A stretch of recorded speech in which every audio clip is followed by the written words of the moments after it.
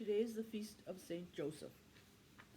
If you grew up in an American city or town that had ethnic parishes, you may have seen a Saint Joseph's altar, like the one pictured below. I had never seen one until a few years ago, when at the annual meeting of the National Association of Catholic Chaplains, I was invited to participate in building one. Ours was somewhat simpler than the one pictured below, and it was decorated with all colors and shapes of bread, along with some ribbons and flowers. The origin of this custom is Sicilian, but there are variations throughout the Catholic world. Honoring Saint Joseph, who provided for his family with bread and other foods, depending on where you live, seems quite appropriate. Since the feast day always comes during Lent, no meat is ever included. In our case, and perhaps others, the bread was given to a local soup kitchen. So today might be a good day to give to some food and friends, bread for the city, Miriam's kitchen, or elsewhere.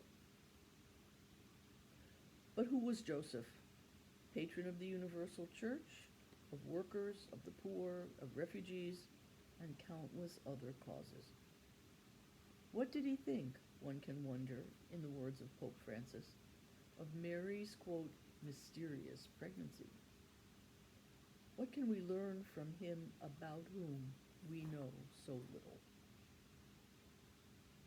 First, God, in becoming human, chose to experience everything of the human condition, from birth to childhood, being obedient to parents, from adolescence to adulthood, learning, praying, having a cold, being sad and being joyful, being frightened and dying. Having chosen to be human in first century Palestine, Jesus did not disdain honest work.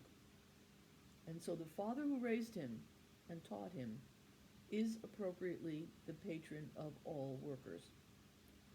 And so we might learn from Joseph the worker and patron of refugees that everyone deserves meaningful work. Everyone. Second, Joseph was a dreamer, and in his dreams he listened and heard the Holy Spirit.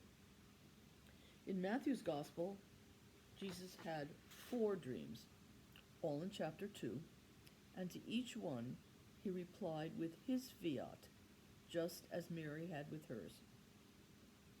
In the words of Jim Martin, quote, with God's grace, he moved from confusion to a process of discernment, and finally to acceptance.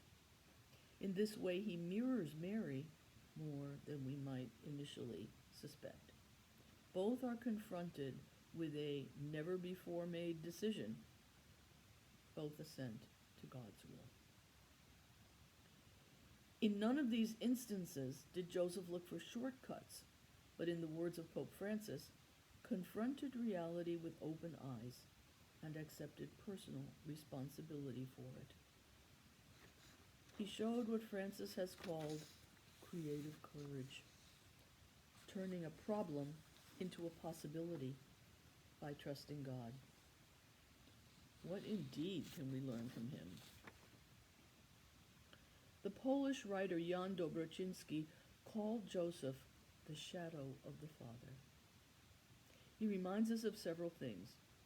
First, that those who appear hidden or in the shadows can play critical roles in history and in our lives. Today might be a good day to recall some of those people in your life and thank them. But also that being a parent has nothing to do with controlling a child. Joseph always knew that the child was in some sense not his own, but had been entrusted to his care. As parents of children of no matter what age, we might do well to remember this. They are entrusted to our care. Joseph disappears from the story, and Jesus is on his own. I don't believe we are being called to disappear from our family's story. but to reflect on how we live our family relationships. Finally, it is fair for us to imagine that Joseph was fearful, even doubted, certainly confused at what God was asking of him. Like Mary in her turn, or Moses, or any of the prophets whom God had called. But his responses, as Matthew recounts them, teach us that the Lord can work with our fears and weaknesses too, for the building of God's reign of justice and peace, just as God did with Joseph's.